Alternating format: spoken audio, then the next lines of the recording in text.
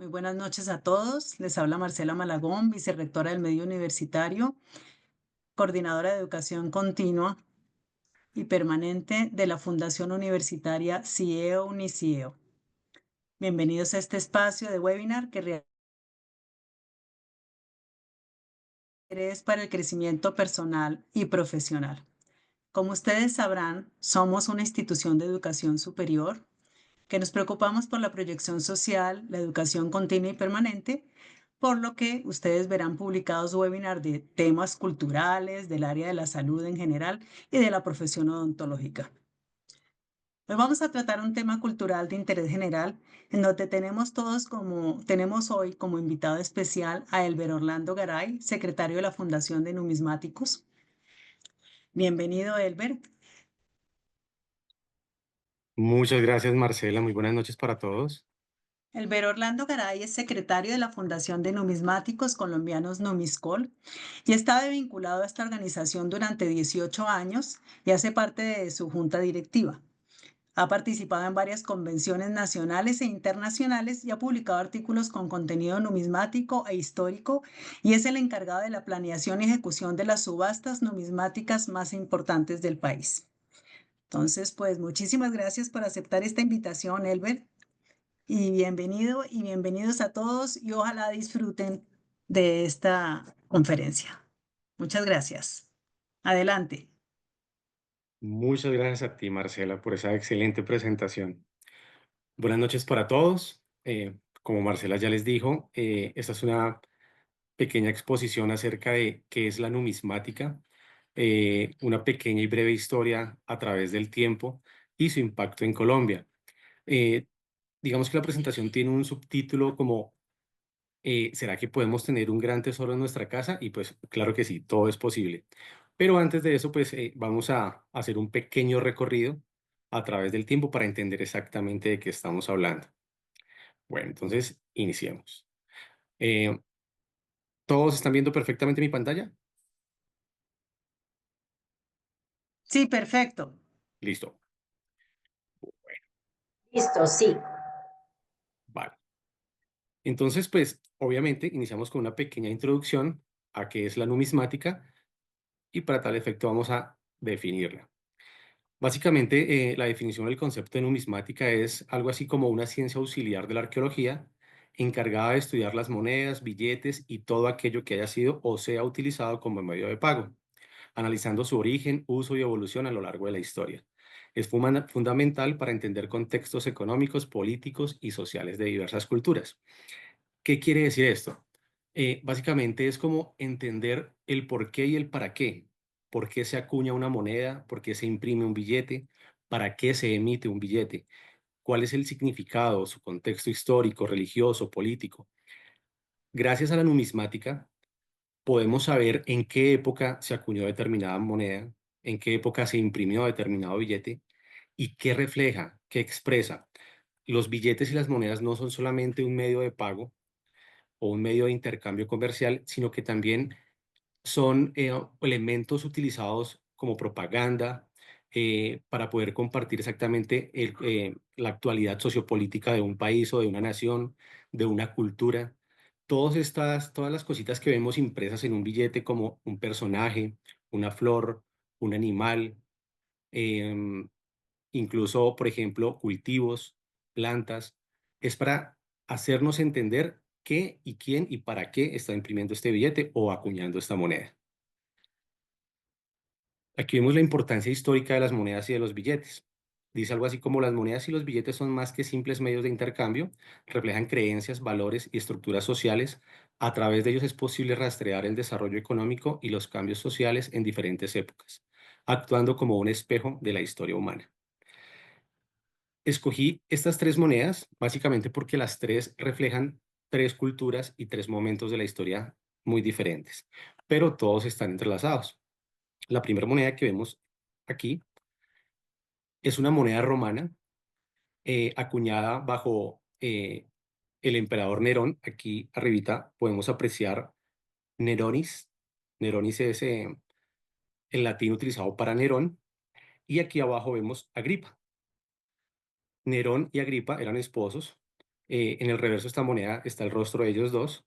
No pude conseguir una imagen bonita de bueno, es muy difícil conseguir imágenes apreciables de monedas, es muy difícil fotografiar monedas y es muy difícil conseguir personas que nos compartan estas imágenes de sus colecciones personales. Ellos se querían expresar aquí, ellos querían expresar con estos elefantes y con este carro que habían conquistado otros imperios, por ejemplo, el imperio persa y el imperio griego, que tenían entre sus filas armamentísticas a los elefantes, eran utilizados como un arma de guerra muy poderosa. Entonces, esa moneda, en ese momento, eso nos quiere contar. Esta otra es una moneda acuñada por Darío I, el padre del rey Xerxes, del reino persa. Y allí, ¿qué nos cuentan? Nos cuenta que habían guerras. Tenemos aquí a un soldado con un arco en su mano izquierda y con una lanza en su mano derecha. Por lo tanto, esa moneda nos cuenta que estaban en un momento de guerra. Y esta, la tercera moneda, es una moneda conocida como la moneda de Panticapaion. ¿Qué es Panticapaion? Es una región griega y por eso la conocemos así, porque se acuñó en esta región. Es una moneda supremamente rara. Cuando digo supremo, bueno, en la escala de la numismática tenemos unas palabras para diferenciar a las monedas y a los billetes de qué tan comunes o qué tan escasos son. Esas escalas van desde muy común hasta muy raro. Esta moneda hace parte de esas de muy raras. Esta moneda incluso llegó a lograr o a tener el récord de la moneda más costosa jamás vendida en el año 2012. Se vendió por cerca de 2,2 millones de dólares aproximadamente en una subasta en los Estados Unidos. Es una moneda supremamente rara.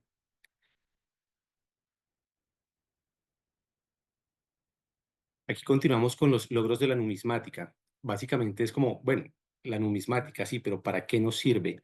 Bueno, de por sí, dice aquí, la sola acuñación de monedas fue un logro de extremadas proporciones que permitió establecer una unidad de valor y medida facilitando el intercambio de bienes.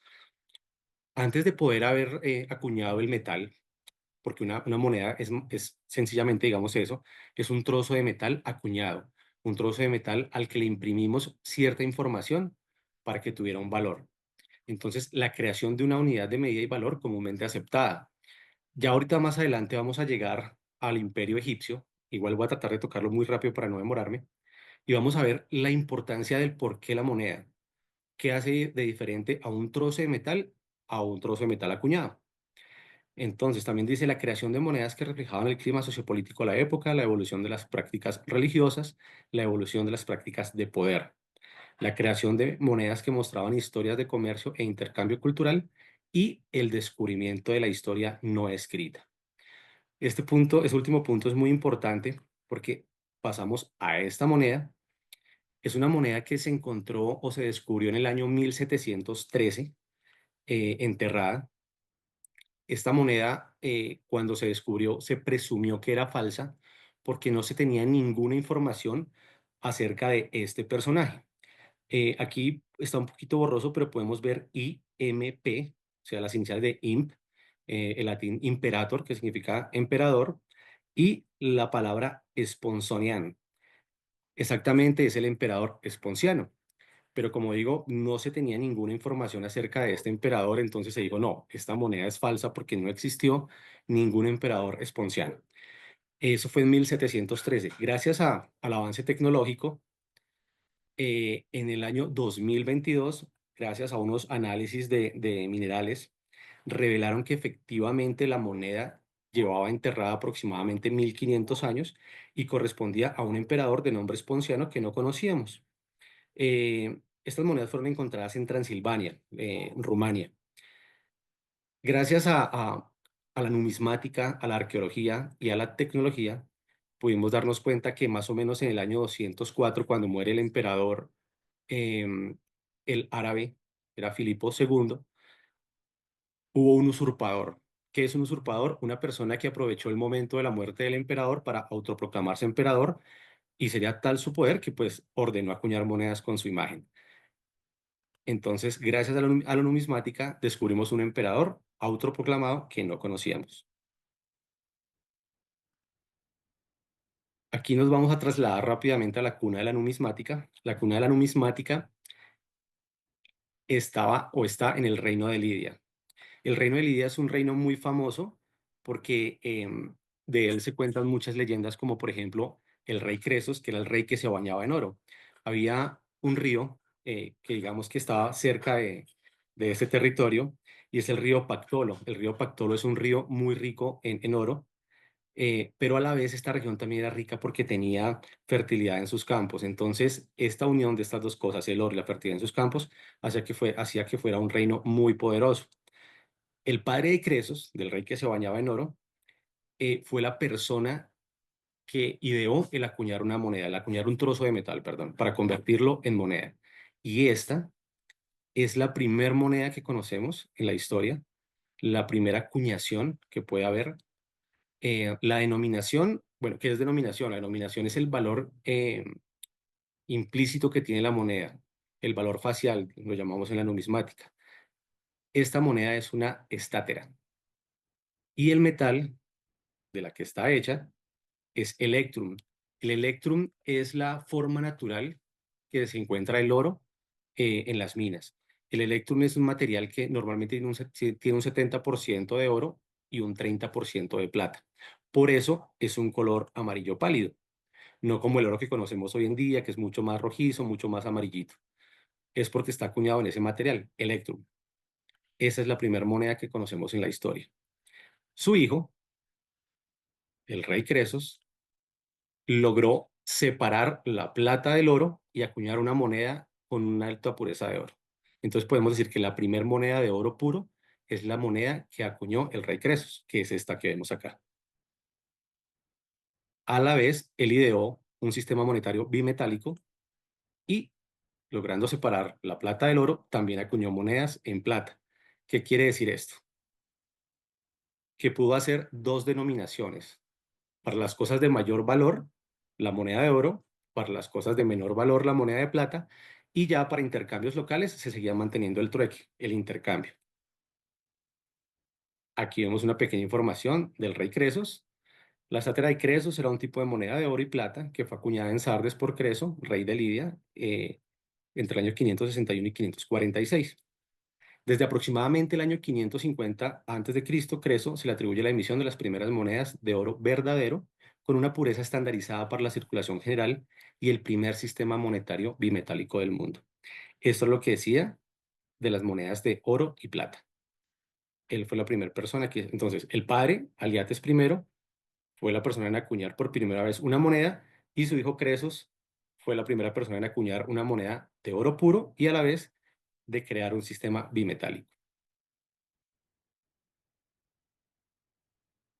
Listo. Aquí pasamos a Grecia y aquí la historia cambia un poquito. ¿Por qué? Porque las monedas a Grecia llegan gracias a Lidia. Entonces vemos que se divide en tres periodos: el arcaico, el clásico y el helenístico, la monedación en Grecia. El periodo arcaico inicia con la introducción de la moneda en el mundo griego sobre el 600, o sea, la moneda que vino del reino de Lidia, hasta las guerras médicas sobre el 480. En ese momento inicia el periodo clásico y termina con la conquista de Alejandro Magno o Alejandro de Macedonia en el año 330. Y en ese mismo año inicia el periodo helenístico y llega hasta la absorción romana del mundo griego, cuando los romanos conquistan Grecia en el siglo I antes de Cristo. Aquí podemos ver una moneda muy, digamos, propia de Grecia, que es el dracma ateniense. Es tal vez la moneda símbolo de ellos. Bueno, no me voy a adelantar, eso está más adelantico. Esto es súper importante, la división de la moneda. Como nosotros hoy en día tener, digamos, billetes o monedas de diferentes denominaciones, 1.000 pesos, 2.000 pesos, 5.000, 10.000 y así sucesivamente, ellos también tenían su subdivisión, pero basadas en el dracma. El dracma era su moneda, pues, símbolo. Estaba compuesta por 6 óbolos. Los óbolos eran esas monedas fraccionarias o más pequeñas, como decir nosotros la moneda de 500, la moneda de 200, la moneda de 100. Estos eran los óbolos, pero la moneda principal era el dracma. 2 dracmas equivalían a un didracma, que simplemente se diferenciaba porque era más pesada y un poco más grande. Eso quiere decir que si el dracma tenía 4 gramos, el didracma debería tener 8.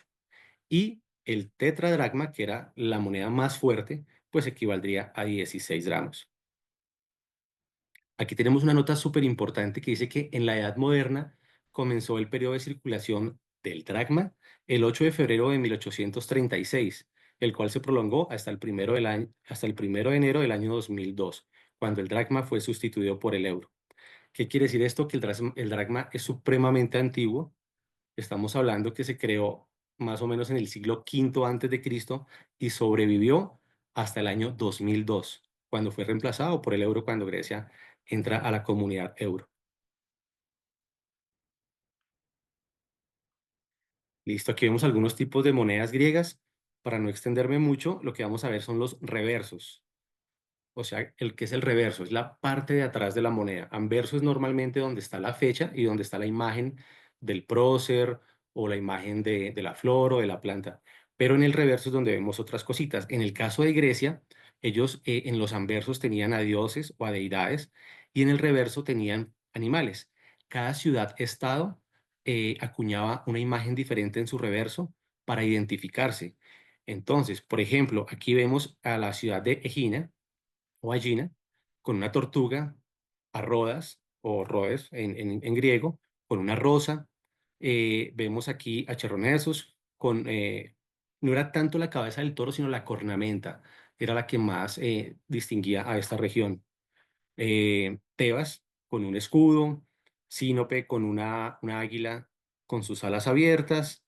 En Libia, en Cirene, vemos a un silfión o una planta de silfión con sus flores. Y aquí a otras como Atenas.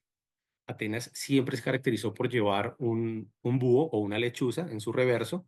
En el anverso normalmente siempre estaba Atenea, esta diosa guerrera que era muy característica de Atenas.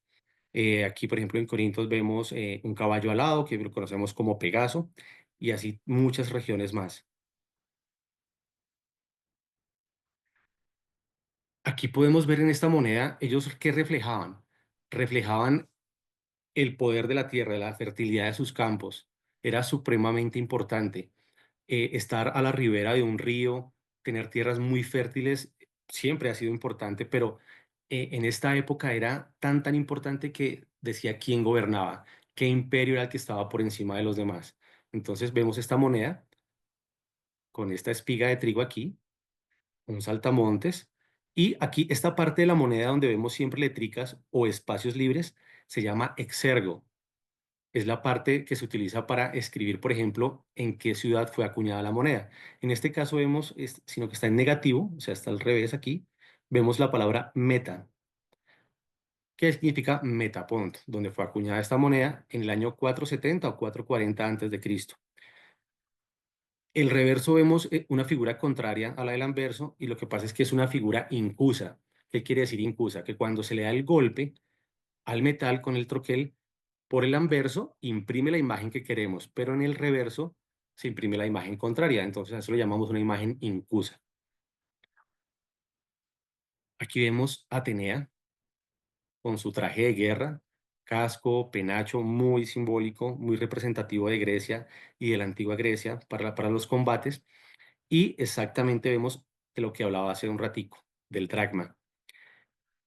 Esta moneda es de 20 dracmas, acuñada en 1973, o sea, hace aproximadamente 50 años, y vemos exactamente esa imagen, la de Atenea, con su traje de guerra, su casco, su penacho, pero pues en un tiempo muy reciente. Ahí podemos apreciar cuántos años sobrevivió el dracma en la historia monetaria.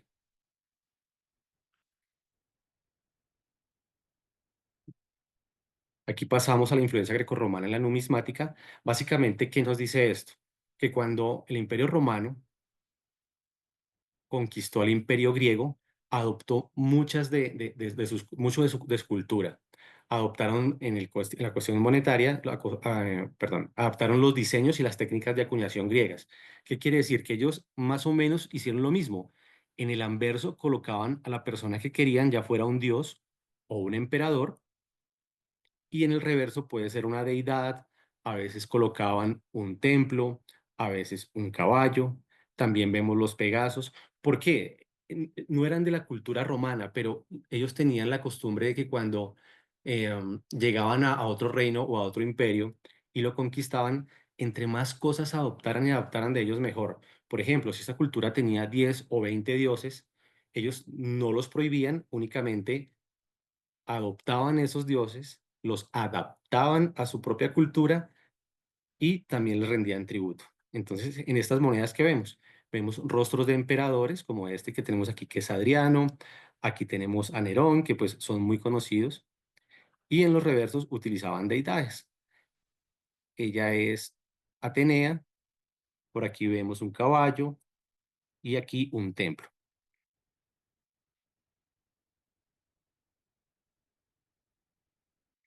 Listo. Aquí saltamos a otra región y a otro tiempo de la historia, exactamente al Imperio Egipcio, y es algo supremamente extraño. ¿Por qué extraño? Eh, Porque el Imperio Egipcio es un imperio muy milenario, más o menos data del 3000 antes de Cristo. Y si vemos que Lidia, el Imperio Lidio, donde fue el rey Cresos y el rey Aliates quienes por primera vez acuñaron una moneda, y que fue un reino que existió más o menos desde el 1300 antes de Cristo, pues vemos como un imperio casi 2000 años más antiguo no tenía moneda, nunca acuñó moneda en este tiempo. Es algo bastante extraño. Ellos seguían utilizando el sistema de trueque o de intercambio para el comercio local y para ya los comercios más grandes, digamos, para comerciar con otro reino o con otra cultura, lo que hacían era que intercambiaban pedazos de metal o barras de metal y dependiendo de su peso y de su material, que normalmente era plata y cobre, asimismo le daban un valor, pero nunca lo acuñaron. Nunca cogieron un trozo de metal y le imprimieron un valor, no, para nada. Entonces, sí es bastante extraño que un imperio tan antiguo hubiera todavía tenido el sistema de trueque.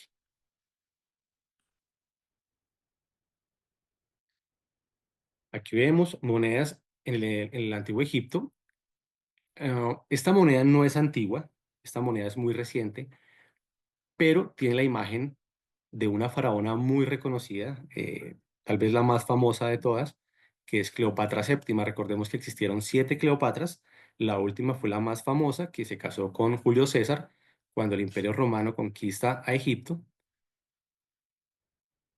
Aquí tenemos, ups, pegamos un salpico. ¿Qué pasó? Se me descuadró aquí un poquito esto.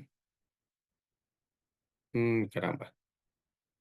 Permítanme un momento, por favor.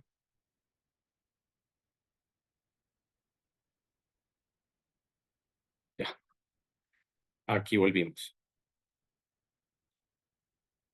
Entonces decía que esta moneda, a pesar de ser reciente, refleja al antiguo Egipto, a su cultura y a una de las mujeres más representativas, que fue Cleopatra VII.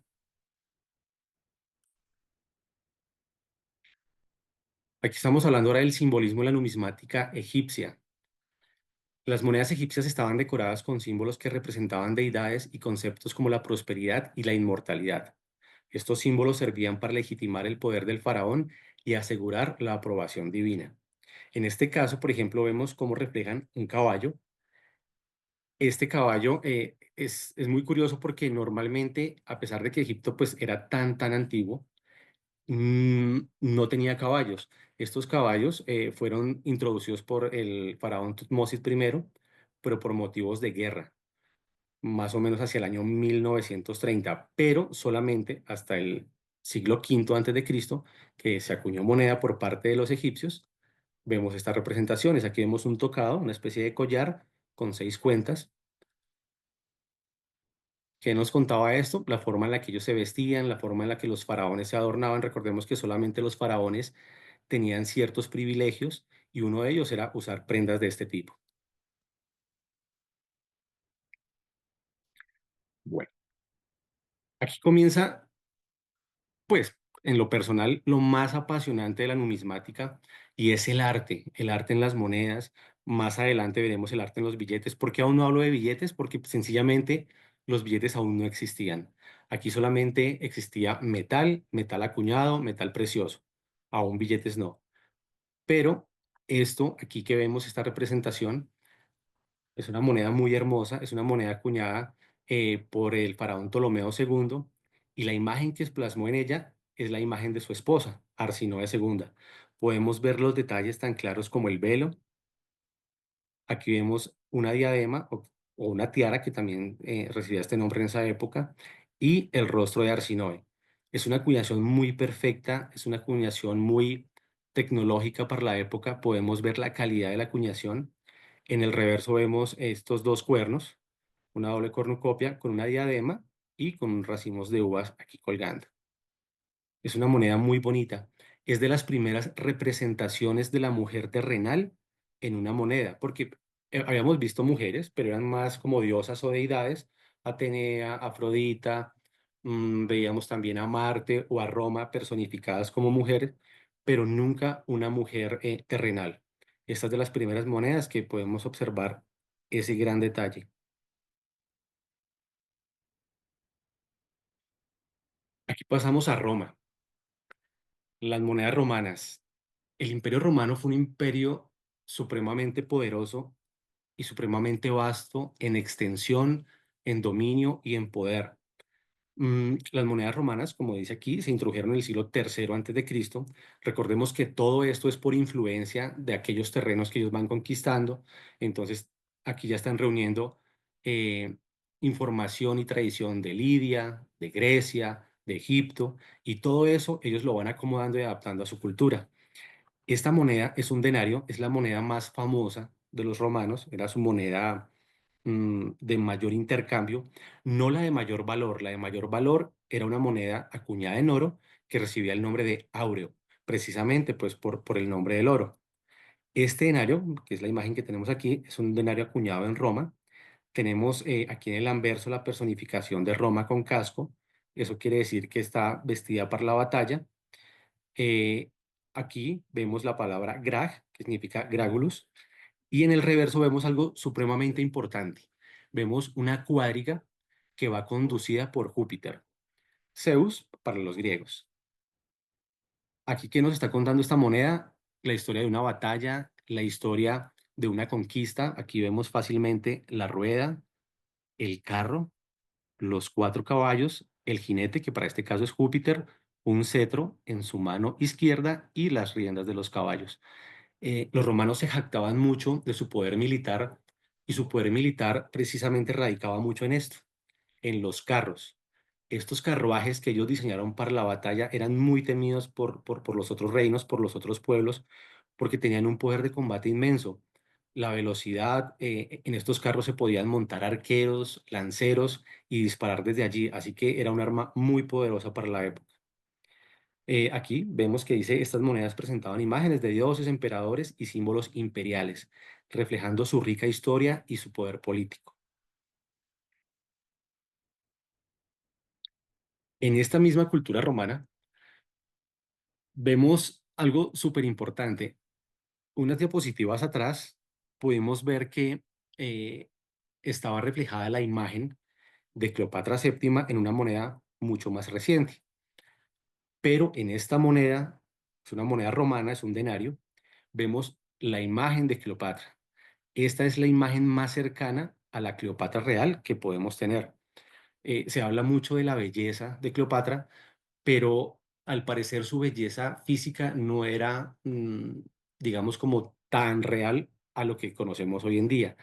Esta mujer era más admirada por su inteligencia, no tanto por su belleza física. Tanto así que el emperador, bueno, emperador no, el líder Julio César, porque él no alcanzó a ser emperador, en ese tiempo era República Romana, el líder Julio César se casó con ella, tuvo un hijo que se llamó Cesarión, pero por el estudio, digamos, histórico, podemos saber que Cesarión muere asesinado más o menos a sus 16 o 17 años por orden de Augusto, de Octavio, el primer emperador romano.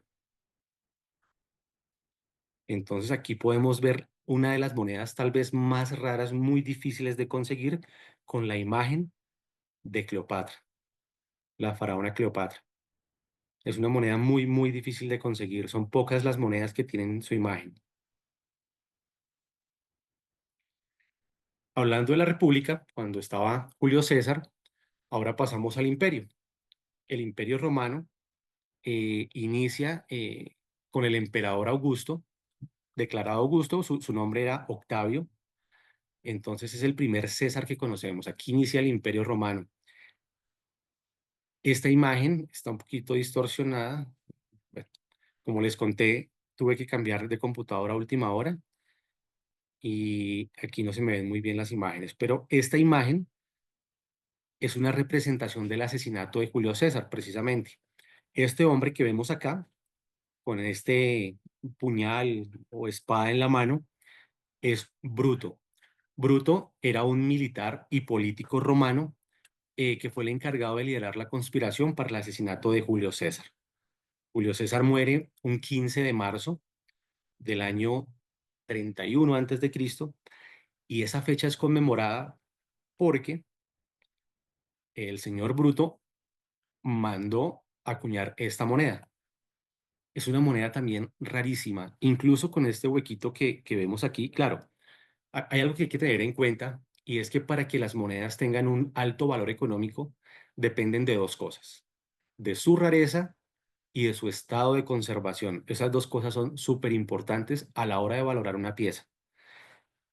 Esta monedita, como vemos, está perforada acá, muy posiblemente porque pudo haber sido lucida como una joya, tal vez, no sé, en una cadena, en una gargantilla, pero aunque le resta valor, no deja de quitarle esa importancia histórica y a pesar de eso de ser una moneda supremamente costosa. Lo que vemos aquí es Eid Mar, que es Idus de marzo, la fiesta que se conmemoraba los 15 de marzo. Ese día es el que muere por orden de Bruto, que lo vemos aquí en el anverso de la moneda. Por orden de Bruto muere Julio César. Entonces él, en conmemoración a esta gesta, a este asesinato, mandó a acuñar esta moneda y es una moneda supremamente rara. Aquí vemos a Augusto como César. Cuando vemos la palabra Caesar, se refiere a César. Entonces, si la palabra está aquí en la moneda, es porque en ese momento, cuando se acuñó la moneda, la imagen del personaje que vemos era César, era emperador. Él es Octavio, Octavio Augusto César, el primer emperador, valga la redundancia, del Imperio Romano. Esta otra es una monedita mandada a acuñar post-mortem de Julio César en honor a él. Y vemos la representación nuevamente de los elefantes. Cuando vemos una moneda romana, un denario, y tiene estos elefantes o este elefante, muy seguramente va a ser una moneda de Julio César, o por lo menos hecha en honor a Julio César.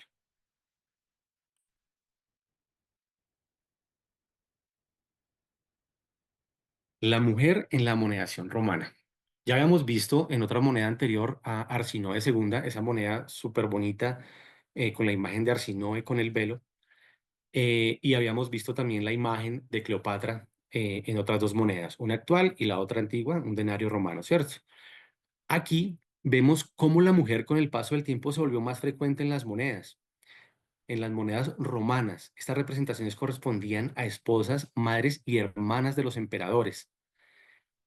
Aquí vemos una familia típica romana, algo muy similar a lo que tenemos hoy en día, padre, madre, hijos y servidumbre. Aquí vemos una representación, esta pintura es supremamente hermosa, es una pintura real, existe todavía, está en el castillo de Miramar, en Italia, y refleja la boda, ya les voy a decir de quién, de esta mujer. ¿Quién es esta mujer? Es la esposa de un emperador. Aquí vamos a verlo, si la puedo ampliar. Aquí está. Ah, bueno, ella primero. ¿Ella quién es? Ella es Julia Doma, es esposa de un emperador llamado Séptimo Severo. Aquí vemos a Sabina, la esposa del emperador Adriano. Adriano es un emperador supremamente importante y muy famoso. Eh, Últimamente hemos escuchado mucho el tema de la guerra, vamos a ir un poquito así rápidamente, de la guerra entre Israel y la Franja de Gaza. Adriano fue la persona que expulsó a este pueblo y ahí se originó el pueblo palestino. Así que la esposa, perdón, el esposo de esta mujer, Adriano, básicamente es como la persona que ocasionó el desplazamiento masivo del pueblo conocido hoy en día como palestino y que es un pueblo sin tierra. Ella es Sabina y es su esposa. Aquí, ¿qué pasa? Aquí vemos a Julia Mamea. Mamea era sobrina de Séptimo Severo, el esposo de Julia Doma, que vemos más arriba, y madre de Alejandro Severo. Por lo tanto, era esposa de emperador y madre de emperador. Y la última imagen, que es ella, que es la, sí, ella es. Ella es la que aparece en la pintura arriba, en la boda con su esposo. Ella recibe el nombre de Livia Drusila y es conocida como Julia Augusta. Es una mujer con un poder enorme, tal vez una de las mujeres más poderosas en toda la historia conocida. Em, Ella fue esposa de Augusto, del primer emperador, de César Augusto. Fue madre de Tiberio, también emperador. Abuela de Claudio, también emperador. Bisabuela de Calígula, también emperador. Y tatarabuela de Nerón, también emperador. Con ella se creó y con ella, con la muerte de Nerón, finaliza la dinastía Julio-Claudia. Fue una dinastía de emperadores muy poderosa, muy conocida. Fueron los primeros emperadores, fueron quienes crearon, digamos, y expandieron el Imperio Romano. Absorbieron las Galias, que es hoy en día Francia, Britania, hoy en día Inglaterra, Hispania, hoy en día España. Fue un imperio supremamente poderoso y supremamente grande. Bueno, aquí pasamos a tesoros escondidos. Mm, digamos que la segunda parte o la intención en la segunda parte de esta conferencia es exactamente eso, saber si de pronto podemos tener un tesoro escondido en casa. Es difícil, no les quiero decir mentiras, es muy difícil, pero todo es posible. Precisamente esta diapositiva la anexé ayer porque casualmente el día lunes de esta semana se publicó la existencia de este tesoro. Fue descubierto en el 2023, pero solamente hasta este lunes se publicó y es un tesoro encontrado en Luxemburgo con un total de 141 monedas de oro. Estas monedas sabemos que fueron acuñadas entre el 364 y el 408 después de Cristo, muy fácilmente por los personajes y por el estilo de las gráficas que presenta tanto en anverso como en reverso. Estas denominaciones se llaman sólidos, digamos que fueron los sucesores del aureo, ese aureo romano que les contaba. Roma tenía denario y aureo, denario para plata, aureo para oro. Esta fue la moneda que sucedió al aureo, era menor en ley, o sea que tenía un contenido de oro más bajo, el peso era más bajo también, pero igual era la moneda más fuerte del Imperio Romano de Oriente, o también llamado Imperio Bizantino, que fue ya, digamos, ya cuando el Imperio Romano estaba muriendo. Este tesoro de 141 monedas fue encontrado, como les digo, en Luxemburgo, enterrado, gracias a que el oro es un material incorruptible, no se oxida, no se deteriora, no se corroe, se puede recuperar muy fácil, se puede limpiar, obviamente, de una forma adecuada. No es aconsejable limpiar las monedas para hacer que parezcan en mejor estado, que parezcan más limpias o más nuevas, porque en realidad lo que se está haciendo es dañarlas, es alterar su verdadero estado de conservación y pues esto hace que también pierdan un valor, aparte del valor histórico, un valor económico.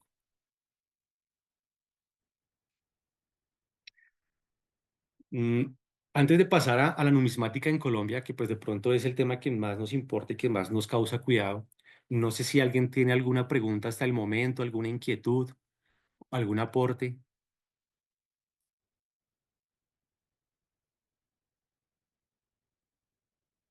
Ok, De pronto al final quieran hacerte muchas preguntas. listo. Listo, Marcela. Vale, muchas gracias.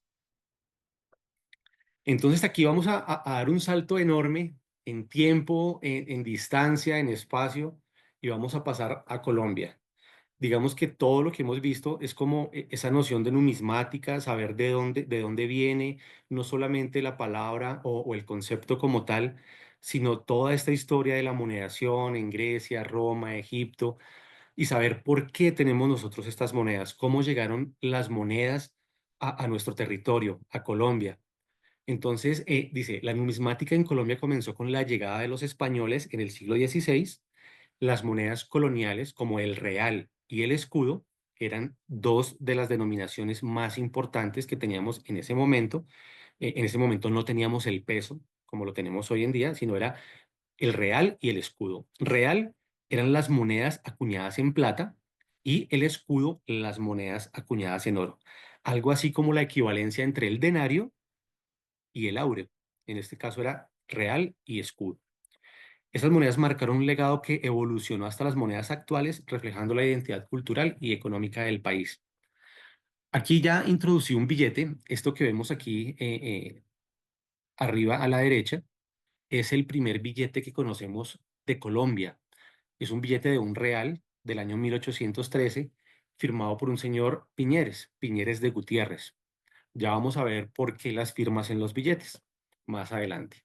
Por el momento les cuento que estas monedas que tienen esta forma tan irregular, vemos que no son totalmente redondas como la que tenemos acá, eran llamadas o son llamadas monedas macuquinas. ¿Qué quiere decir macuquino? Básicamente traduce como golpe de martillo. Eran monedas hechas a golpe de martillo. Cuando los españoles llegan aquí en el siglo XV, pues se dan cuenta que nosotros no tenemos ninguna unidad monetaria para compra o para intercambio, únicamente existía el trueque.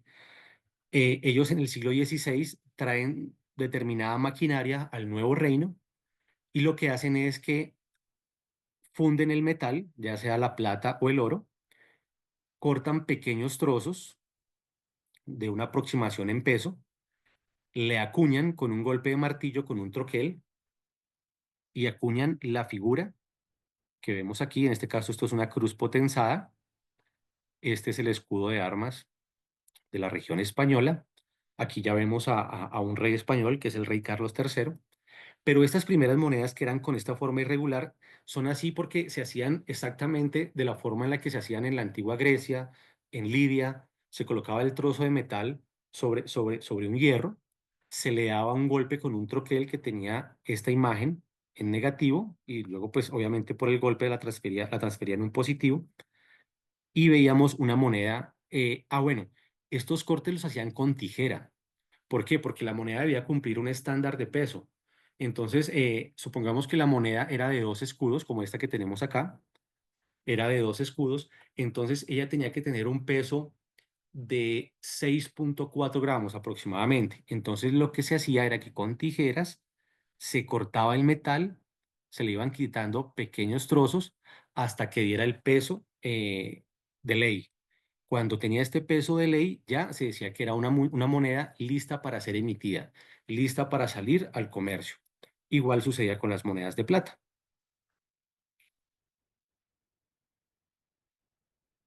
Listo. Esta moneda que vemos aquí vemos el título, la primera moneda en Colombia y la primera en América. ¿Qué quiere decir esto? La primera moneda acuñada en Colombia se acuñó en Cartagena en el año 1621. Todas estas acuñaciones, todo esto que se hacía, obviamente tenía que primero tener una orden real, una orden del rey del momento. Entonces, por cédula real, en el año 1621, se autoriza al señor Turrillo de Yebra que establezca una casa de moneda en Cartagena. Él se trasladó a Cartagena con toda la maquinaria disponible para la época y acuñan este tipo de monedas en el año 1621. La primera moneda acuñada en y para Colombia fue en este año. Luego, él se traslada en 1622 para Santa Fe, o sea, para Bogotá, a la Casa de Moneda situada en donde todavía hoy la podemos encontrar en el centro de Bogotá, al frente del centro de convenciones Gabriel García Márquez. Y allí se acuña la primer moneda de oro en América, no solamente en Colombia. En toda América, Colombia goza de tener el orgullo de haber sido el primer país en acuñar esta moneda. Esta moneda es de una denominación de dos escudos, acuñada en Santa Fe. Incluso aquí podemos ver la S y la F de Santa Fe. Entonces, un dato histórico supremamente importante, Colombia es el país en acuñar por primera vez una moneda de oro en América. Aquí ya entramos a las rarezas, ya vamos a tratar cosas más específicas para ir finalizando. Esta moneda es una de esas cositas que de pronto podemos encontrar en el cajón del abuelo o en el baúl del bisabuelo. No les voy a decir mentiras, es supremamente difícil encontrarlas allí, pero todo es posible. Esta moneda, dice la rarísima moneda de 1862, es una moneda de 1 peso.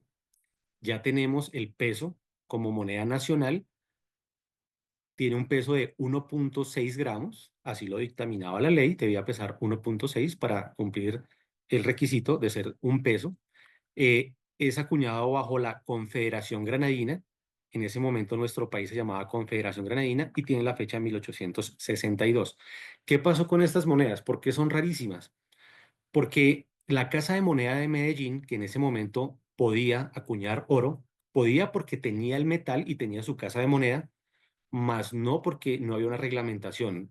La nueva reglamentación del gobierno nacional es que nadie podía emitir o acuñar moneda de oro sin su autorización. Y la Casa de Moneda de Medellín lo hizo sin esta autorización, provocando que el presidente Tomás Cipriano de Mosquera ordenara recoger todas estas monedas que habían sido acuñadas y enviarlas al crisol. Al crisol es a fundirlas para muy posiblemente hacer nuevas monedas, pero de estas monedas de 1862 de 1 peso, actualmente solamente se conocen dos. Una de ellas está en la colección numismática de la Casa de Moneda del Banco de la República. Allí pueden ir, la entrada, aprovecho para hacer esta cuña, la entrada es totalmente gratuita de lunes a domingo. Allí pueden ir y ver una colección numismática impresionante, muy completa, muy temática, muy didáctica. Está dividida en varias salas, así que las visitas siempre son guiadas. Hay una persona que allí les va a explicar sala por sala exactamente en qué consiste esta exhibición, esta exposición, y allí van a poder ver esta moneda. La moneda de 1 peso en 1862. La otra moneda que se conoce de esta está en manos de un coleccionista privado y no está aquí en Colombia. Y ahora sí, pasamos a los billetes. Los billetes llegan a Colombia, como vimos ahorita, en el año 1813. Ese es el primer intento para que existan los billetes en Colombia y para que sean utilizados como medio de pago y medio de compra. Es muy difícil o fue muy difícil. ¿Por qué? Porque las personas estaban acostumbradas al metal. Sabían que el metal tenía un valor y que por lo tanto ese metal no solamente ellos lo iban a recibir, sino que a ellos también se lo iban a recibir cuando fueran a comprar o a pagar por algo. Los billetes son hechos de papel, entonces ellos decían, bueno, pero esto es un papel, ¿esto qué valor puede tener? Es muy difícil. En la Casa de Moneda hay una sala en la que hay una exposición precisamente de la historia del dinero y sobre todo del papel moneda. Y en ella hay una parte donde dice, ¿quién firma este papel? Y ahí es donde les decía unas diapositivas más atrás la importancia de la firma de ese señor Gutiérrez de Piñeres.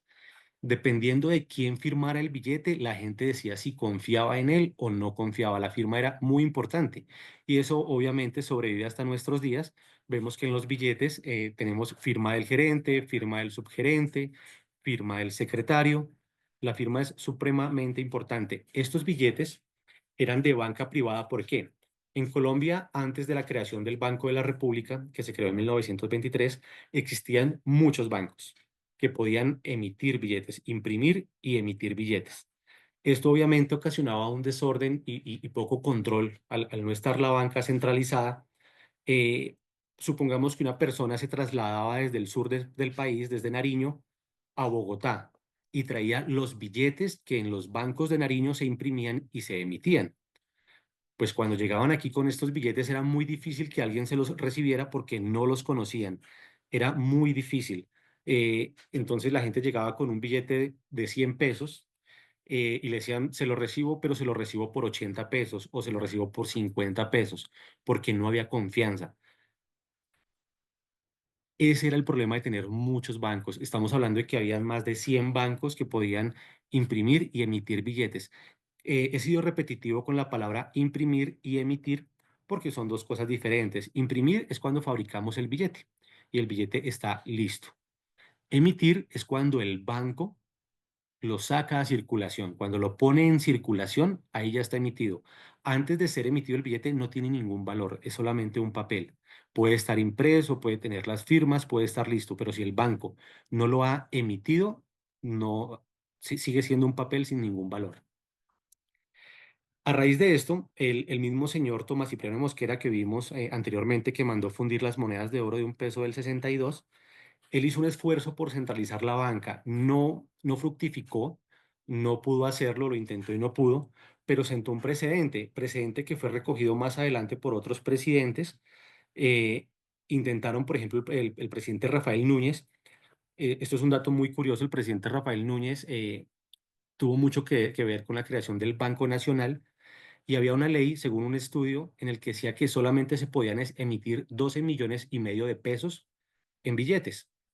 El presidente Rafael Núñez ordenó imprimir y luego emitir estos billetes a más de una fábrica, a más de una imprenta, y lo que hizo fue sobreimprimir y sobreemitir dinero, tanto que causó una devaluación tremenda, porque no, digamos que no obedeció este principio y esta ley de emitir los 12,5 millones, sino que imprimió más o menos 60 millones de pesos, 4 veces más lo que podía. Entonces eso hizo que se ocasionara una devaluación y una inflación terrible. Aquí ya vemos la creación del Banco de la República. Estos billetes que vemos aquí no estaban pensados para el Banco de la República, eran unos certificados de ingreso de oro de la Casa de Moneda de Medellín. Otra vez vemos por aquí a la Casa de Moneda de Medellín.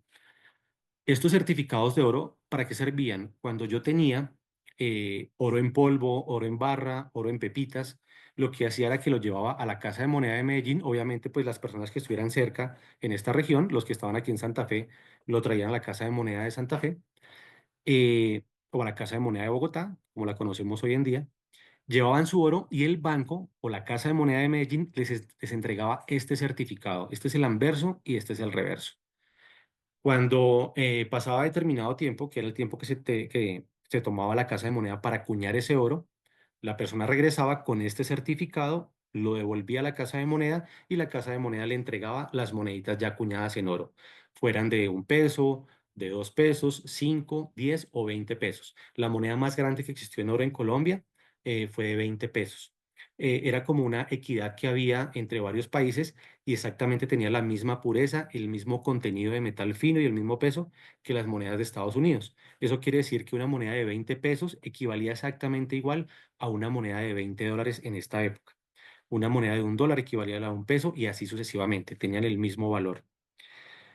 Pero resulta y pasa que en el año 1923, gracias a un rumor, eh, se creó el rumor de que el banco más importante de Colombia, que era el Banco López, ubicado aquí en el centro de Bogotá, había quebrado porque ellos tenían su dinero en empresas en el exterior de café. El café colombiano en ese momento estaba en auge y el precio del café cayó pero terriblemente. Entonces se creó el rumor de que como el precio del café había caído, el Banco López había quebrado. Las personas acudieron rápidamente a las puertas del banco a exigir su dinero. Obviamente el banco no tenía el dinero de todos los ahorradores en ese momento porque estaba invertido en empresas extranjeras. Entonces la única salvación es que el banco se iba a crear en 1924. Bueno, ya estaba creado, pero se iba a abrir en 1924 y el Banco de la República le dice al Banco López, lo único que podemos hacer es que tomamos las cuentas de sus ahorradores, le compramos a usted banco, le compramos el edificio donde funciona para que pues se puedan cubrir ciertas deudas y nosotros nos hacemos cargo del problema.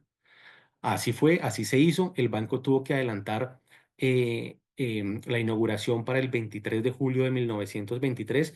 Incluso este problema del rumor se creó más o menos el 18 de julio. Y como el 20 de julio es la fiesta patria, el día de nuestra independencia, el gobierno nacional lo que hizo fue declarar los días 19 como día festivo, o sea, un día antes del 20, el día 21 y el día 22 también declararlos festivos, pues para calmar un poquito a las personas. Digamos que ese era como el fútbol de ese momento, les dieron esos 3 días adicionales al 20 de julio de fiesta. ¿Para qué? Para que en esos días el banco pudiera listar todo y abrir el 23 de julio. Estos billetes que vemos eran billetes que estaban en Medellín sin emitir. Ya habían sido fabricados, pero no se habían utilizado todos. Los que estaban sin emitir todavía reposaban en las bóvedas de la Casa de Moneda de Medellín. Desde allí se trasladaron hasta Bogotá y lo que hizo el Banco de la República, porque como aún no tenía billetes, los billetes que había mandado a imprimir iban a llegar en 1924, se le habían encargado a la empresa American Banknote Company, una empresa muy famosa de impresión de billetes en Estados Unidos. Entonces, tomaron estos certificados de introducción de oro, los sobresellaron, les colocaron en el reverso esta leyenda, Banco de la República, billete provisional, y los emitieron como billetes del Banco de la República. Son billetes muy raros. Existen en denominaciones de 2,5, 5, 10 y 20 pesos. Esas son las cuatro denominaciones que existen. Obviamente los más raros son los de más alta denominación, o sea, los de 20 pesos, que eran los que se entregaban cuando la persona mandaba acuñar monedas de 20 pesos. Aquí pasamos a las curiosidades. ¿Y por qué curiosidades? Porque, por ejemplo, debido a la Segunda Guerra Mundial, una guerra que afectó literal a todo el mundo, todo el metal era para la guerra, para construcción de tanques de guerra, de armas, de munición. Todo el metal era para esto. Eso ocasionó que no solamente en Colombia, sino en todo el mundo escaseara el metal. Pero en Colombia escaseó el metal para fabricar monedas de 50 centavos. Esta es una moneda de 50 centavos de 1892. Es una moneda conmemorativa al descubrimiento de América, por eso la fecha. Y aquí vemos a Cristóbal Colón. Simplemente es una moneda de modelo. Las monedas de 50 centavos que les cuento eran las correspondientes a los años 1940. Entonces, ¿qué pasó? Como no había metal para acuñar monedas de 50 centavos, el banco recurrió a una innovadora estrategia. Tomó los billetes que no se habían emitido de los años 1942 y 1943. Esto sucedió en 1946. La escasez fue en 1946. Eh, el banco tomó billetes de 1 peso con fecha 1942 y 1943, los partió por la mitad y les colocó este sello en anverso y en reverso. En el anverso decía Banco de la República, provisional medio peso, y en el reverso solamente medio peso. Y esas fueron las equivalencias a la moneda de 50 centavos. No es un billete de 50 centavos porque no es moneda metálica, es billete. Por lo tanto, se llama medio peso y no 50 centavos. Aquí ya nos venimos mucho más acá. Pasamos bastantes años y llegamos a uno de los billetes más bonitos, más completos, más artísticos. Eh, yo en lo personal lo considero una obra de arte. Lo he bautizado como el billete más romántico. Y es cuando el arte, la cultura, la historia y la poesía se unen. Este billete es conmemorativo a la vida y obra de José Asunción Silva, uno de los, si no el más, tal vez, el poeta más importante que ha tenido Colombia, que ha tenido nuestro país. Es un billete y es el único, tal vez, por lo menos en la historia monetaria de Colombia, es el único billete que refleja la vida, obra y muerte de un solo personaje. Este billete nos cuenta todo, nos cuenta que fue poeta. Aquí vemos las plumas con las que el poeta José Asunción Silva escribía. Vemos uno de sus poemas, o por lo menos un fragmento que está aquí. Esta parte es esta parte aquí del billete. Estos se llaman microtextos. Los microtextos son sistemas de seguridad que se implementan en los billetes para evitar su fácil falsificación. Son billetes que con una lupa, con un buen aumento, los podemos ver perfectamente y los podemos leer. Normalmente en un billete de falsificación, esto se vería supremamente borroso y no se podría leer. En un billete original, con una lupa adecuada, podemos leer perfectamente. Este es un fragmento del poema más famoso de José Asunción Silva que se llama El Nocturno 3. José Asunción Silva escribió este poema. Él perdón, escribió ese poema y en ese poema él habla de ranas, él habla de muchas alas. Aquí vemos a la luciérnaga.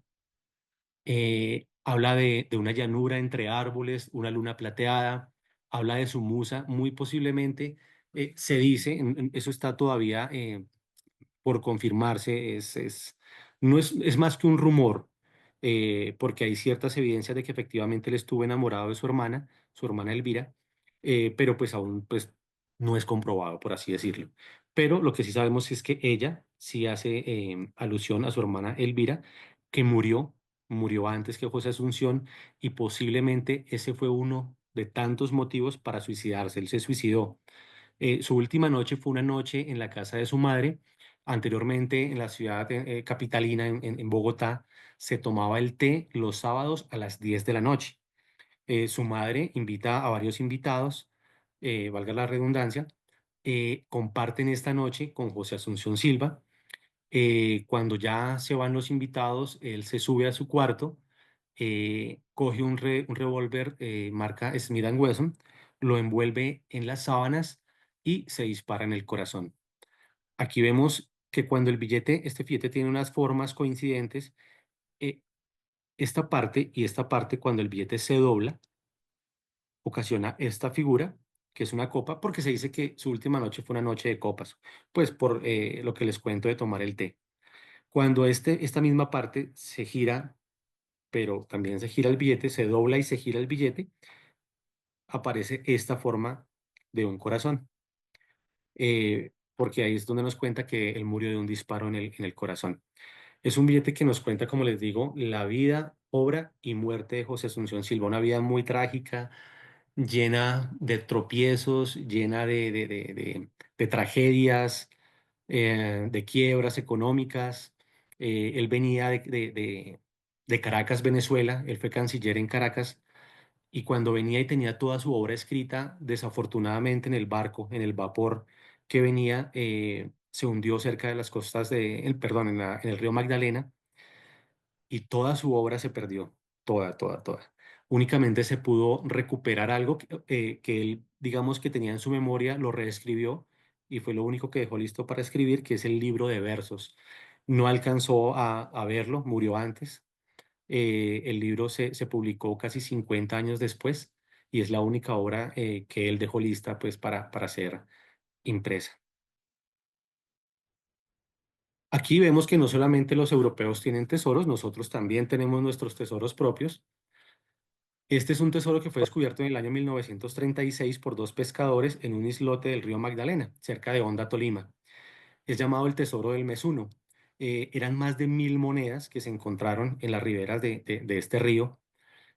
Actualmente existen 500 en la exhibición de la Casa de Moneda del Banco de la República. Aquí también pueden verla. Ya no está en esta posición, digamos, no está exhibida de esta forma. Es una exhibición diferente, pero son exactamente las mismas monedas. Eran más de 1000, pero el banco vendió más de 500 piezas, sobre todo a extranjeros. Desafortunadamente, las más bonitas, estas monedas macuquinas, que recuerdan que son hechas a golpe de martillo y cortadas con tijeras, es muy difícil que tengan fecha, pues precisamente por los cortes que se les hacían. Se dice que más o menos una de cada 10 tiene una fecha visible. Eh, las que se vendieron en su mayoría tenían fecha, que pues son las más valiosas, pero igual es una exposición, una colección muy bonita que se puede ver en la colección del Banco de la República en la Casa de Moneda. Y aquí entramos a el coleccionismo y la numismática. Coleccionismo y numismática no son lo mismo, aquí lo digo, van de la mano, pero no son iguales. Coleccionar es guardar de una forma ordenada determinado número, determinada cantidad y determinada temática de piezas. Eh, Eso es coleccionar piezas numismáticas. La numismática en sí es el estudio de la moneda, es el estudio de los billetes desde un punto de vista y desde un contexto histórico y cultural. La persona que es coleccionista necesariamente no es numismática, o la persona numismática necesariamente no es coleccionista. Claro que podemos encontrar a coleccionistas estudiosos, numismáticos, claro que sí, pero no es lo común de ver. Aquí vemos algunos libros, álbumes aptos para coleccionar monedas, para coleccionar billetes. Estas son unas colecciones muy bonitas de monedas. una subasta. Hoy en día se hacen muchas subastas aquí en nuestro país de este tipo de material numismático. Al- Algunas rarezas de Colombia, la moneda de 1770 de 8 reales, una moneda supremamente rara que ha alcanzado cifras cercanas a los 200 millones de pesos en subastas. Esta moneda es muy rara, es conmemorativa al encuentro de los dos mundos. Vemos las dos columnas de Hércules, por eso se llama columnaria. La denominación de 8 reales es una moneda en plata supremamente rara. Una moneda de 4 escudos de Colombia, también son monedas muy escasas. La denominación de 4 escudos es muy rara. Un billete de 500 pesos de 1923, un billete de un valor facial supremamente alto para la época, eh, más o menos un solo billetico de estos alcanzaba para comprar una casa en 1923, una casa de más o menos unos 250, 300 millones de pesos, un apartamento más o menos de este tipo. Para eso alcanzaba un solo billete, teníamos un billete de un valor altísimo. Aquí vemos un billete con la imagen de la Emberá, que últimamente ha ocasionado un revuelo porque al parecer esta señora que aparece aquí en el billete está viva. Una norma es que en los billetes no puede estar una persona que esté viva, por eso se imprimen los billetes ya con personas que han fallecido. Y al parecer esta persona está viva, apareció hace muy poco y está haciendo, digamos, está reclamando ciertos derechos por haber aparecido en el billete. En el coleccionismo numismático es muy apreciado el número del billete, la numeración, lo que llamamos serial. Aquí vemos, por ejemplo, que este es el número 00000001. Eso lo hace el primer billete de la emisión. Este no está a disposición de un coleccionista porque estos billetes los tiene el Banco de la República, los números 1 y 2 para su colección privada. Pero sí podemos encontrar números como este, como el 000045 o este que es el número 0000190, los consideramos en números con serie o numeración baja, muy atractivos para los coleccionistas, o este que es un billete radar. Radar quiere decir en el coleccionismo, este billete tiene un número capicúa o un palíndromo, quiere decir que se lee igual de adelante hacia atrás que de atrás hacia adelante. En este caso sería el 054222450, o si se lee al revés, 054222450, exactamente el mismo número. Y esta monedita es una monedita relativamente común, pero que también ha causado, digamos que eh, todas las personas busquen en sus bolsillos o en sus casas si la tienen. Es una moneda de 200 pesos, de 200 pesos del año 1995 y tiene 5 puntos. Normalmente las monedas tienen solo 4. Vemos aquí en estos circulitos 4 puntos. Este del centro normalmente no tiene punto. En las monedas de 1995, en algunas de ellas sí se acuñó con los 5 puntos. No es una moneda muy costosa, es una moneda que está hablando de valor económico entre los 30.000 y los 200.000 pesos. La diferencia está en su estado de conservación. Si es una moneda que está circulada muy normal, está entre los 30.000 y 50.000 pesos. Si se llegase a encontrar nueva, sin circular, que es lo difícil, llegaría a tener un valor de 200 o incluso hasta 300.000 pesos. Entonces, digamos que estas son curiosidades, son las tendencias que marca actualmente el coleccionismo de piezas numismáticas y son las cositas que podríamos encontrar en el baúl del abuelo, ¿por qué no? Para finalizar, les cuento quiénes somos nosotros. Somos la Fundación Numismáticos Colombianos Numiscol. Somos una organización sin ánimo de lucro eh, que ya existimos hace 62 años, gracias al sueño de 6 personas con muchas ambiciones de tener una asociación numismática propia. Ellos crean la Fundación Numismáticos Colombianos. Nuestra misión principal, como lo dice aquí, es el estudio histórico, científico y cultural de la numismática colombiana, apreciando en detalle sus monedas, medallas, condecoraciones, fichas, señas, billetes, bonos, vales, pagarés y en general todos los títulos de valor que se han emitido en el país a lo largo de su historia. Esto quiere decir que es todo aquello que se ha fabricado como medio de compra o medio de pago de bienes y servicios. Eh, Nosotros estamos ubicados en Bogotá, tenemos la sede en Bogotá.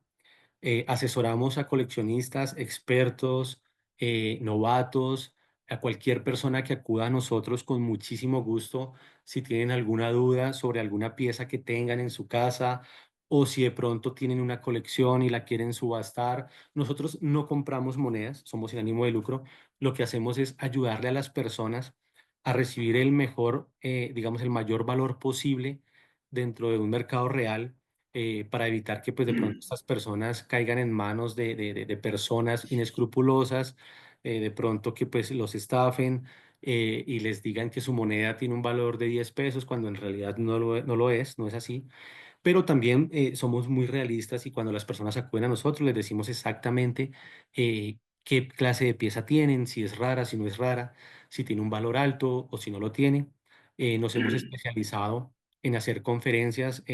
Nosotros fuimos los organizadores y desarrolladores de Cartagena 2021, que es el evento numismático y de historiadores más importantes en Iberoamérica. Ya llevamos 5 versiones, a nosotros nos correspondió 2021. La primera fue en Bolivia, la segunda en Perú, la tercera Colombia, la cuarta República Dominicana y esta quinta, que es en este año 2025, va a ser en Río de Janeiro. Está a cargo de la Asociación Numismática de Brasil. Así que esta es llamada Río 2025. Todos muy cordialmente invitados. La Fundación Numismáticos Colombiano tiene las puertas abiertas para todos. Cualquier cosa que necesiten, para eso estamos, para asesorarlos, para ayudarlos. Como les digo, hacemos eventos presenciales y virtuales. Normalmente los presenciales son 2 veces al año y los virtuales son entre 5 y 6 veces por año. Aquí vemos imágenes de nuestro último evento que fue en noviembre pasado, la Convención Internacional y Subasta Presencial número 52.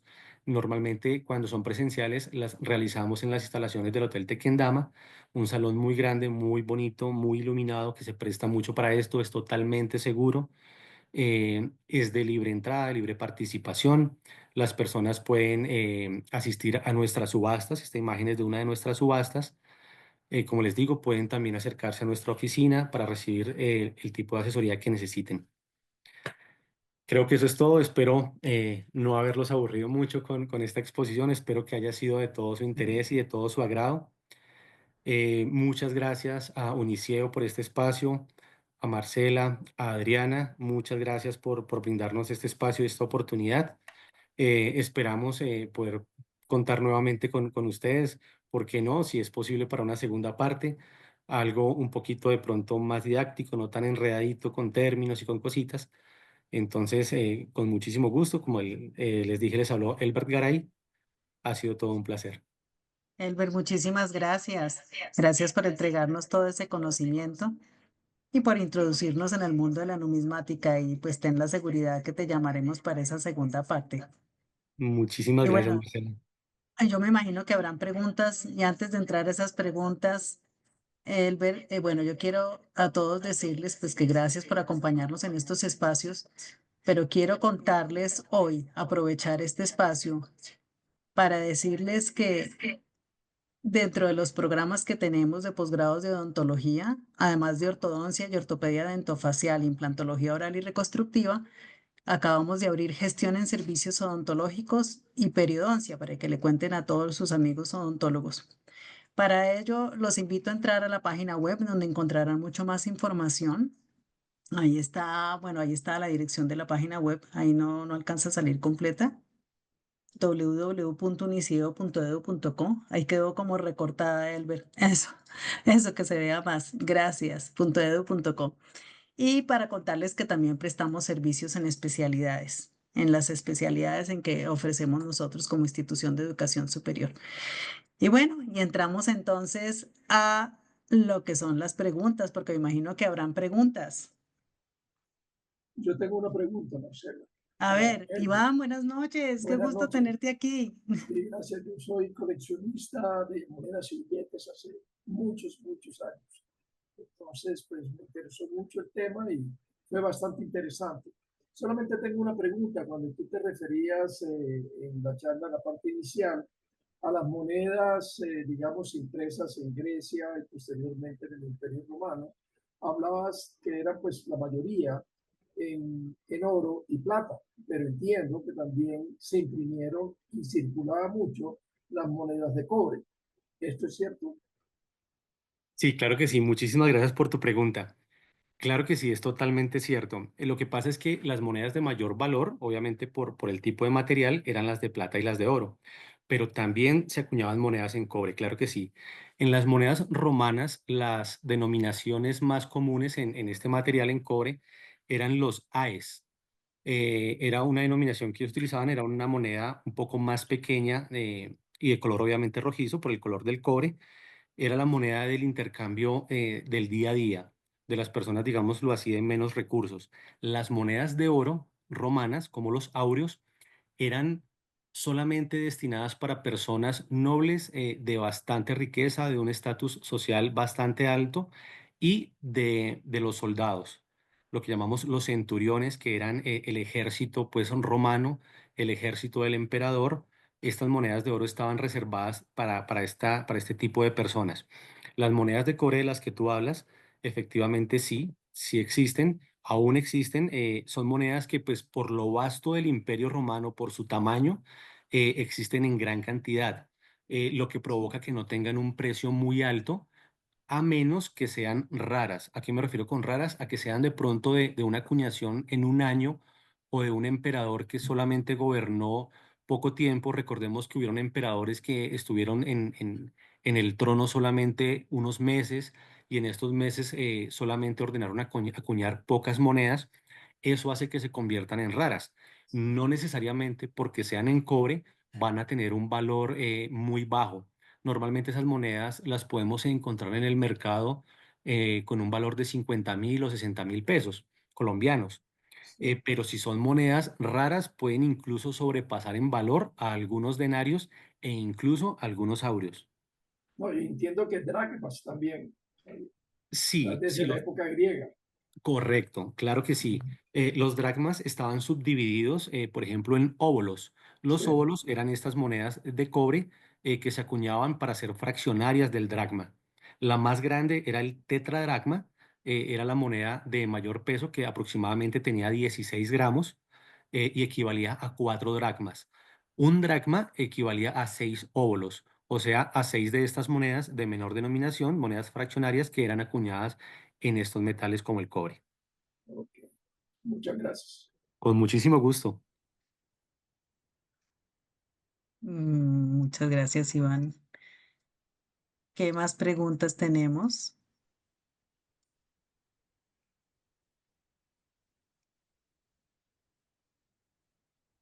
De pronto, un apunte que se me escapó. eh, Todos Denos, conocemos, si me lo permites, Marcela, Marcela. Ujú. dale gracias. eh, las monedas famosas de plata que nos narra la Biblia, que recibió Judas a cambio de entregar a Jesús, necesariamente no son denarios.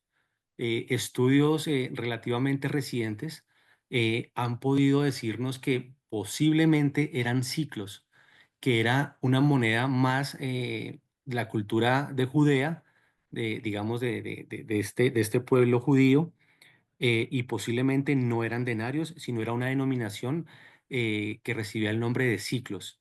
Estos ciclos eran monedas también acuñadas en plata y que muy posiblemente fueron las monedas que se le dieron a Judas, dice la historia que fueron 30 monedas a cambio de entregar a Jesús.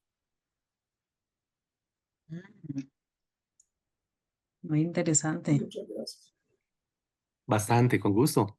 Óyeme, Elber, ¿y cómo se llamaría la segunda parte de este webinar?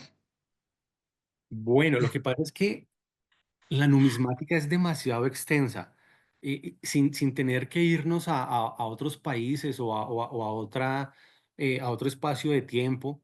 Solamente con Colombia abarcaríamos muchísimo. La historia numismática de Colombia es muy compleja debido a lo que les contaba, eh, que muchos bancos podían imprimir y emitir billetes. Eso hace que existan billetes supremamente raros. Incluso estamos seguros de que hay billetes que aún no conocemos que existieron, pero pues no tenemos de pronto el soporte escrito, no hay nada que nos diga que existieron, pero en el paso de estos últimos años hemos encontrado por ahí dos o tres que han aparecido de bancos que sabíamos que habían existido, pero que no sabíamos que habían emitido billetes. Entonces podríamos centrarnos más en Colombia, más en la monedación colombiana y en la emisión de billetes. Recordemos que el billete también es una moneda de papel, pero también es moneda. Entonces podríamos centrarnos en Colombia. Además de esto, el coleccionismo numismático es tan amplio que ya está absorbiendo a la escriptofilia. La escriptofilia es el estudio, la transcripción y el coleccionismo de documentos antiguos, ya que gracias a estos documentos pues podemos darnos cuenta que existieron otros billetes, que existieron otras monedas, decretos, bueno, ya son cositas de pronto mucho más específicas, pero se ha ampliado mucho a esta parte. Vemos personas que están coleccionando documentos con firmas de presidentes, con firmas de alcaldes, de personas pues muy importantes, virreyes o cédulas reales. Entonces, yo diría que el tema es tan extenso y tan complejo que da para mucho más. No sé, podríamos proponer cualquier tema acerca de Colombia o si de pronto les quedó gustando mucho la historia clásica. La clásica es la que le conté al principio, eh, Lidia, Grecia, Egipto y Roma. También podríamos hacerlo sobre esa región. No, Bueno, y fíjese que en el plano internacional hay pues billetes muy interesantes en la época de los zares, en la época de la Segunda Guerra Mundial, o sea, ¿Mm? el tema es muy extenso, hay de todo, Correcto. ¿sí? Inclusive pues en otros documentos, como decía, cheques, o, bueno, yo tengo unos cheques de la época del oeste americano, o sea, cosas Ujú. que uno dice, bueno, todo tiene algún valor, no sé si monetario, pero muy interesante. Entonces, el tema es muy vasto, Claro que sí. Y lo que tú dices, todo tiene un valor. No podemos ¿sí? decir que algo no vale, porque no. Aunque sea Todo tiene un sentimental. valor. Claro que sí, por supuesto. Casualmente yo adquirí hace poco en una subasta nuestra 4 billetes. Desafortunadamente no sé por qué no pude configurar la cámara de mi computador. Bueno, es que en realidad no es el mío. Se me presentó un problema de última hora con el mío y me pasé a otro computador y no pude configurar la cámara.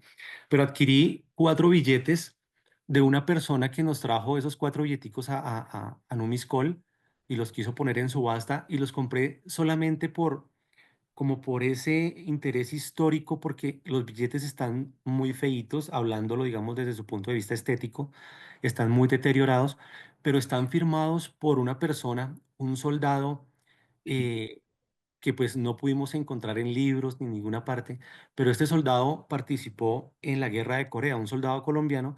Recordemos que Colombia fue el único país latinoamericano que apoyó a Corea en su guerra con tropa y con material bélico.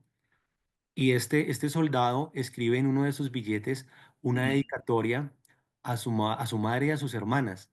Algo así como un saludo a mi madrecita y a mis hermanas, las quiero mucho desde la China. Obviamente él estaba en Corea, no sé por qué escribió desde la China, tal vez de pronto por la ocupación de ese momento, pero son trozos de la historia muy importantes. Son fragmentos de papel que nos cuentan un, una parte de una historia que de pronto no nos gusta mucho porque pues las guerras yo creo que no le gustan a nadie, pero desafortunadamente es una historia que debemos conocer precisamente para no volverla a repetir. pues todo eso que estás contando, pues es una abrebocas indudablemente para la segunda parte. Sí, hay cosas muy interesantes. Pues tengo conmigo, les garantizo, les prometo que para la próxima voy a poder mostrarles cositas. Tengo algunos documentos, algunos billetes que de pronto no son muy valiosos a nivel económico, pero que a nivel histórico nos cuentan mucho. Por ejemplo, yo colecciono también documentos antiguos y hace poco llegó a mis manos un documento firmado por el Papa Pío X. Se lo envía en el año 1903. Apenas llevaba, creo que 4 meses de haber sido nombrado sumo pontífice, y se lo envía al presidente de Colombia de este tiempo, José Manuel Marroquín. En este documento básicamente le agradece por su apoyo, le dice que está muy encantado con Colombia porque pues la religión católica aquí y el fervor que siente el pueblo colombiano por el catolicismo es muy grande y también le agradece por haberle enviado a una persona para ser su, ¿cómo le dicen ellos? Su camarero secreto. Entonces es como la persona que está ahí siempre con ellos. No es lo que hoy en día conocemos como camarlengo, que es como el asistente personal del Papa, no, pero sí es como alguien que está ahí con él siempre y le agradece hizo una letra muy linda, es escrito a mano, obviamente la caligrafía es manual, es un documento muy limpio, muy bien elaborado, firmado por el Papa de ese momento, a un presidente de ese momento. Entonces, son pequeños detalles que en lo particular y en lo personal, pues me llena de emoción poder tener un pedacito de la historia y poder, sobre todo, pues compartirlo, ¿no? Porque el verdadero coleccionismo y la verdadera numismática no es acaparar, no es guardar. Una cantidad de objetos o porque puede ser, la colección puede ser de muchas cosas, sino el verdadero placer de un coleccionista y de un estudioso de estos temas radica en compartir el conocimiento, en compartir estas piezas con otras personas. Pienso yo que es lo mejor, es la parte más bonita de esto más que un hobby, de este estilo de vida, diría yo. Ay, no, pues, Buenas oh, noches. mira, aquí alguien va. Buenas Ah, noches. buenas noches, ¿cómo Hola, estás? ¿Quién habla? bien, yo soy Nayibe Nayibe. García. Tengo dos Oh, Gusto. preguntas para Elbert. Yo quisiera saber si respecto a los documentos, esos se pueden considerar como material numismático o tiene una caracterización especial o aparte de los billetes y monedas. Y la segunda es si existe algún método para la preservación de las piezas. claro que sí. Hola Nayibe, buenas noches, ¿cómo estás? Muchas gracias por participar. Dale. A ver, con respecto a tu primera pregunta, los documentos, claro que sí, tienen un interés y un valor numismático dependiendo de su contenido. Si el contenido es, no sé, un documento emitido por una casa de moneda, o es una cédula real emitida por un rey, o es un decreto firmado por el Congreso, hablando de Colombia, por el Congreso de la República, o es un decreto o una emisión firmada por el Banco de la República. Claro que sí tiene un interés y un valor numismático, encaja perfectamente en este tipo de colección. Por ejemplo, si es un documento emitido por una casa de moneda en la que nos dice eh, el maestre de fabricación de monedas recibía un salario, no sé, de 200 pesos, el contramaestre recibía un salario de 100 pesos, el maestre de labranza, el ensayador, todas las personas que participan en el proceso de la acuñación de moneda, claro que sí, tiene un interés, tiene un valor histórico y numismático grandísimo.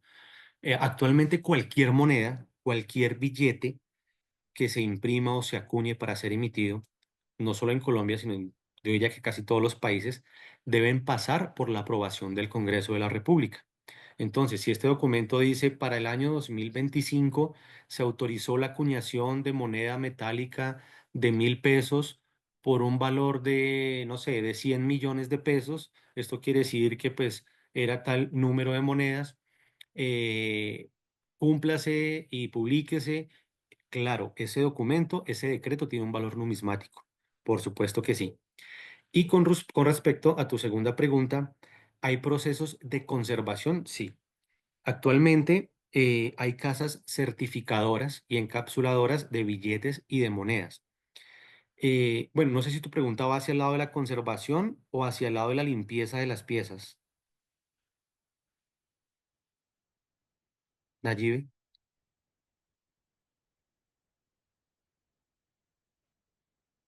No, no. Nayibe, Nayibe te está Sí, preguntando. sí, qué pena. Va hacia el lado de la preservación de las piezas. Ah, ok, Es listo. más para la preservación. Listo, la preservación y la conservación. Actualmente hay empresas especializadas en este arte de la conservación y la preservación y además de la certificación. Hay una empresa muy reconocida a nivel mundial actualmente que es PMG, por sus siglas en inglés, Paper Money Guarantee, y NGC para monedas, Coin Guarantee. Eh, esta empresa se especializa en eso, en encapsular son unas cápsulas plásticas libres de PVC tanto para billetes como para monedas, ellos garantizan una cantidad de años significante, creo que son como 70 años o algo así, en donde ellos garantizan que esa pieza no va a perder su estado de conservación dentro de esos empaques siempre y cuando no se abran. Además, estas empresas certifican la originalidad de las piezas. Numiscol, nosotros, la Fundación Numismáticos Colombianos, tenemos un convenio con esta empresa para recibir los billetes o las monedas de las personas que quieran certificarlas y mandarlas encapsular. Las trasladamos hasta los Estados Unidos. Allí se hace este proceso. Es un proceso muy cuidadoso, es un proceso muy profesional, tanto así que el billete o la moneda que se envíe hoy se está regresando en un promedio de 3 a 4 meses. No es algo tan sencillo como coger el billetico, la monedita, meterlo en la cápsula y entregarla. No, es un estudio muy profesional, muy cuidadoso en que la pieza sea efectivamente original, calificar su estado de conservación, encapsular las piezas y nuevamente pues regresarlas. Además, ellos tienen una base de datos en la que queda consignada una fotografía del billete o de la moneda antes de certificarse y luego con su cápsula, pues para que tener un control tanto de calidad como de cantidad y de la clase de piezas que se están enviando a esta empresa. Claro que sí. No es aconsejable para nada limpiar las monedas o lavar los billetes. Es tal vez lo peor que se puede hacer con las piezas de carácter numismático. Limpiar una moneda no solamente altera el estado original de su conservación, para hacerla parecer más nueva o hacerla parecer en mejor estado, sino que al hacerlo se le hace una abrasión, se puede rayar la pieza y lo que hace es que un conocedor, un ojo experto, se da cuenta muy fácilmente que esta pieza fue manipulada, fue limpiada. En el caso de los billetes, hemos visto billetes que se lavan con muchísimos productos, sobre todo químicos, jabones, detergentes, clorhidratos, en fin, y lo que hacen es deteriorar el billete. Claro, el billete va a quedar más limpio, pero también el papel va a quedar más débil. Es un billete que se va a dañar, en pocas palabras. Se aceleró el proceso de deterioración. A ver, el papel es un material que estuvo vivo, es un material orgánico, así que se deteriora con relativa facilidad. Si lo sometemos a un proceso de estos, lo que vamos a hacer es arruinarlo por completo. Entonces, el consejo es no adulterar el estado de conservación de los billetes. Si tiene 1000 dobleces, es preferible que tenga los 1000 dobleces, pero que conserve la calidad del papel. Y la moneda, si está usada, si está de pronto un poquito sucia, es mejor dejarla así y no limpiarla porque se altera su estado y obviamente va a perder valor numismático y valor económico. Gracias, Elbert. Con muchísimo gusto, Nayibe. Bueno, ¿alguna otra pregunta? Bueno, si no hay más por esta El, noche, pues muchísimas. perdón, Elbert, Ay, Sí, Marisabel ¿cómo, Suescun. Adelante, cómo está? Marisabel. Gracias, Elbert. Una Gusto tenerte acá. preguntita. Quería preguntarte lo siguiente. Em, ok. Quería preguntarte lo siguiente. Las monedas de la República, como las del Papa Juan Pablo II, ¿esas qué valor tienen? Las ok, muy monedas buenas noches. emitidas por el Banco de la República, sí. Ok. Hola María Isabel, muy buena noche. Gracias por Buenas participar y noches, gracias por Elbert. tu pregunta.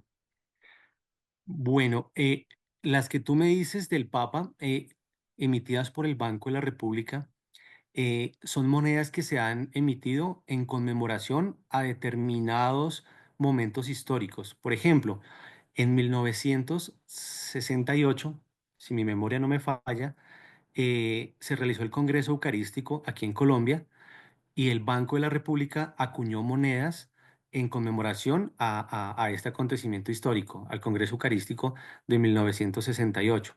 Son monedas de 5 pesos, si mal no recuerdo, eh, que son relativamente comunes. Se acuñaron bastantes monedas porque se hicieron para ser emitidas, para ser de curso legal. ¿Qué quiere decir Sí, esto? Que se emitieron para que las personas las tuvieran y pudieran comprar con ellas. ¿Qué es lo que pasa? que normalmente este tipo de monedas conmemorativas las personas las atesoran y no las gastan. No van a la tienda, no van al supermercado a hacer sus compras con estas monedas, sino que las guardan. Lo mismo pasó con una emisión también conmemorativa a este Congreso Eucarístico. Fue una serie de monedas que se hizo en oro. Es un set de monedas relativamente escaso. Obviamente tiene un valor muy alto porque son acuñadas en oro. La ley es 900. Esto quiere decir que la pureza del oro es del 90%. Estas monedas sí tienen un valor mucho, mucho más alto, claro, solamente pues por el hecho de estar acuñadas en oro, tienen un valor más alto y su valor también varía dependiendo de su estado de conservación. Si las monedas están tal cual salieron del banco el día que se emitieron, tienen un valor muy alto. O si las monedas ya presentan rayitas, rayones, algún golpecito, obviamente su valor va bajando. Pero yo creo que tú de pronto me haces más menciones a las que emitieron de curso legal, que son las de 5 pesos. Estas No, monedas, no, ¿sabes dime. qué, Elber? La colección que emitieron de oro, que venían en unos estuchitos como plásticos, lo más bonitos, y están en ese estuche original. Yo creo que sí son de 1968 unas y los del Papa Juan Pablo II. Sí, correcto. Ah, sí, sí, sí es la de oro, sí, efectivamente, son del Congreso Eucarístico. Ahí está el Papa, claro que sí, pero no es el Papa Juan Pablo II. Si mal no recuerdo, es el Papa Pío XII. Yo las tengo, pero no sé, en este momento no las miré. Pero sí tengo una colección de esas monedas y tengo unas que le regalaban a uno para ponerlas en las pulseras. Ok, sí, Entonces, pues sí, entonces uno a veces pues no sale con esas pulseras porque realmente son muy grandes. claro, por supuesto. Pero no las quiero tampoco coger y convertirlas en otro tipo de prenda, porque me parece que son conmemorativas. Quería saber si esas tienen un valor especial. Claro que sí. Como te cuento, si están en perfecto estado de conservación, adicional al valor del metal, tienen un valor numismático, que es el valor histórico y por el hecho de ser un metal acuñado, obviamente tiene un valor superior. Si te parece, perfectamente te podríamos atender en la oficina de la fundación. Aquí voy a nuevamente a regresarme. A ver cómo lo Yo puedo le hacer. tomé una foto, le tomé Ah, una ok, foto listo. a esa diapositiva. Así que Claro que sí, estamos aquí ubicados en Bogotá, en la carrera 16, número 11252. Aquí está también mi móvil, este es mi número de teléfono y mi correo electrónico. Si quieres ahí, y pues para todos nos pueden escribir o nos pueden visitar. En el caso de tus monedas, sí, son 5 monedas. El peso de todas las monedas es de 111 gramos. Así que solamente por ese valor del metal, pues obviamente que ahí tienes un buen número, pues hablando en cuanto a pesos. El valor histórico y el valor numismático ya radicaría en base al estado de conservación que tengan las piezas. ok, perfecto, perfecto. Mil gracias. Con muchísimo gusto, Marisabel. Gracias. Ve, qué interesante. La próxima vez las buscas y no las muestras. Mamá tenía una de esas, se la robaron. Sí, Oh, sí. por Dios. Es que es Pero verdad, tengo, eso es así. sí, Yo tengo pero una que tengo, nos dieron ahorita para nuestros 50 años de matrimonio, de nuestro sí, aniversario, y es muy linda. Esa sí está en el estuche original. Entonces, esa es importante. Y otra que tiene yo creo que por lo menos 50 años, que me la regalaron mis suegros antes de casarnos. Entonces, y está en muy buen estado también. muy bonito todo eso. Bueno, mil gracias. Bueno, entonces, pues muchísimas gracias de nuevo a todos por estar aquí acompañándonos esta noche. Albert Orlando Garay, pues por toda esta disponibilidad suya y por preparar para el segundo webinar, que seguramente te tendremos aquí nuevamente. Y Adriana Galvis, pues que gracias al contacto de Adriana, pues te tenemos aquí. Y bueno, ahí les estoy contando que seguimos con nuestros webinars 2 veces al mes. En febrero 5 tenemos la gestión y su importancia en el éxito empresarial odontológico. En febrero 6, especialización de periodoncia y su impacto en la odontología moderna. En febrero 19, prevención del cáncer, recomendaciones de la OMS para América Latina. Entonces, esos son los 3 siguientes. Después les iré contando. Y bueno, muchísimas gracias y que tengan una buena noche todos. Bueno, gracias, Gracias, Muchísimas Marcela. gracias. Gracias a Feliz todos. noche y Muy gracias por su amable. asistencia. Que estén muy bien. Y Feliz noche. gracias por la Gracias. participación de todos. Bueno. Muy amable. Gracias, muy interesante. Bueno, Rocío, que descanses. Me alegra que les haya gustado el tema. Así igual ustedes Igualmente. escríbanme y me dicen y yo les traigo temas aquí interesantes. Buenas noches para todos. Buenas noches. Mañana Marisabel, hasta luego Iván, todos. Gracias. Muchas gracias, buenas noches. Buenas noches.